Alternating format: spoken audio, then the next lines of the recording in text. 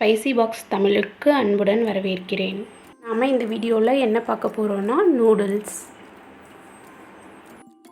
செய்கிறதுக்காக ஃபஸ்ட்டு ஒரு பாத்திரத்தில் தண்ணி ஊற்றி அதை நல்லா கொதிக்க வச்சு அதில் ஒரு ஸ்பூன் ஆயில் சேர்த்துக்கலாம். அப்புறம் நூடுல்ஸ்க்கு தேவையான அளவு உப்பு சேர்த்துக்கணும். தண்ணி நல்லா கொதித்ததும் நம்ம எடுத்து வச்சுருக்கிற நூடுல்ஸை அதில் சேர்த்துக்கலாம். இது மேகி மாதிரி இன்ஸ்டன்ட் நூடுல்ஸ் இல்லை, இது கோதுமை மாவில் செஞ்ச நூடுல்ஸ். நூடுல்ஸை சேர்த்துட்டு கொஞ்ச நேரம் தண்ணியில் வேக விடலாம்.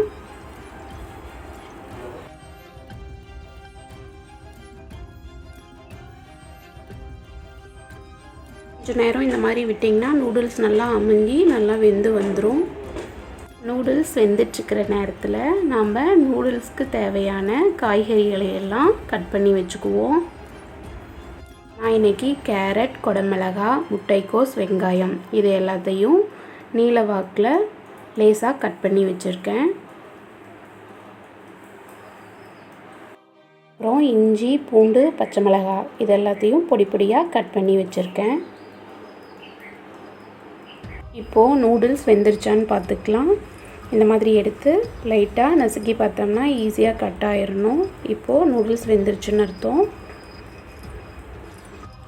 நூடுல்ஸ் குலையாமல் வர்றதுக்காக இந்த மாதிரி வடிகட்டுற பாத்திரத்துக்கு நூடுல்ஸை மாற்றி அதில் குளிர் நீரையும் சேர்த்துக்கலாம்.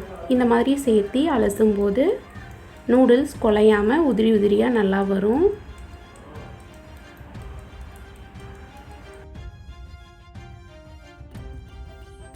வேணும்னா ஆயில் கூட சேர்த்துக்கலாம், ஒன்றோட ஒன்று ஒட்டாமல் நல்லா வரும். ஃபஸ்ட்டு ஒரு கடாயில் எண்ணெய் ஊற்றி பொடி பொடியாக நறுக்கி வச்சுருக்கிற இஞ்சி, பூண்டு, பச்சை மிளகாய் இந்த மூணையும் சேர்த்துக்கலாம்.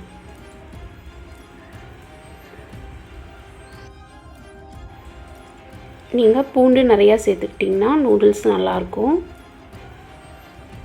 இதை லைட்டாக வாசனை வர வரைக்கும் வதக்கி விட்டுருங்க.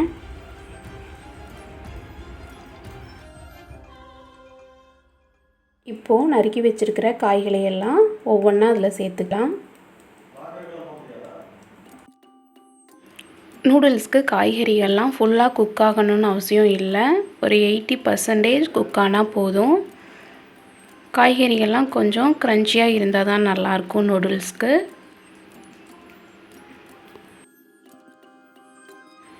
அதனால் தண்ணி ஊற்றாமல் சிம்மில் அடுப்பை வச்சு லைட்டாக குக் பண்ணிக்கலாம்.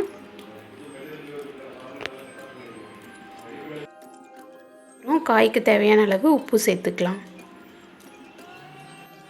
கடையில் கிடைக்கிற நூடுல்ஸ் மாதிரி டேஸ்ட்டு வேணும்னா அதுக்கு டொமேட்டோ சாஸ், சோயா சாஸ், அப்புறம் சில்லி சாஸ் இந்த மூணையும் சேர்த்துக்கிட்டிங்கன்னா உங்களுக்கு கடையில் கிடைக்கிற மாதிரியே நூடுல்ஸ் டேஸ்ட்டாக கிடைக்கும்.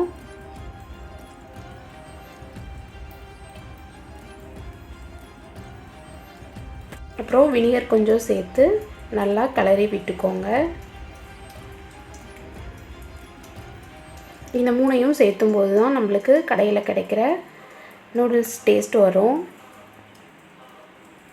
உங்களுக்கு இன்னும் கொஞ்சம் காரம் வேணும்னா அதில் மிளகுத்தூளும் சேர்த்துக்கலாம். இப்படி சேர்த்துக்கும்போது நூடுல்ஸ் நல்லா டேஸ்ட்டாக வரும். இப்போது நூடுல்ஸையும் அதில் சேர்த்து நல்லா கிளறி விட்டுக்கலாம். இந்த மாதிரி கரண்டியில் உங்களுக்கு கிளறதுக்கு சிரமமாக இருந்ததுன்னா ஃபோக் 2 யூஸ் பண்ணி நல்லா கிளறி விட்டுக்கலாம். இப்படி பண்ணும்போது நூடுல்ஸ் உடையாமல் சாஸ் எல்லா பக்கமும் கலந்து நல்லா வரும். வெஜிடேரியனாக இருந்தால் இந்த ஸ்டெப்போடவே நீங்கள் ஸ்டவ் ஆஃப் பண்ணிவிட்டு சாப்பிட ஆரம்பிச்சிடலாம். அப்படி இல்லைன்னா நீங்கள் எக் சாப்பிட்றவங்களா இருந்தால் இந்த மாதிரி 2 எக்கு சேர்த்துட்டு அதில் பெப்பரும் சால்ட்டும் தூவி விட்டுட்டு அதை லைட்டாக வறுத்துக்கலாம்.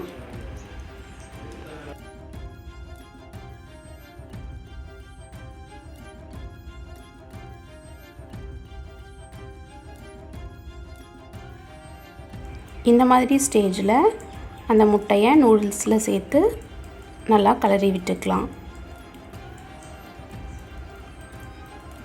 இப்போது எக் நூடுல்ஸும் ரெடி ஆயிடுச்சு. உங்களுக்கு வேணும்னா ஸ்ப்ரிங் ஆனியன் கூட சேர்த்துக்கலாம். இன்ஸ்டண்ட்டாக நூடுல்ஸ் வாங்காமல் இந்த மாதிரி காய்கறிகள்லாம் நிறையா சேர்த்து செய்யுங்க. காய்கறிகள் நிறையா சாப்பிடாத குழந்தைங்களுக்கு இந்த மாதிரி நூடுல்ஸில் நிறையா காய்கறிகள் போட்டு செஞ்சு கொடுக்கலாம். தேங்க்ஸ் ஃபார் வாட்சிங்.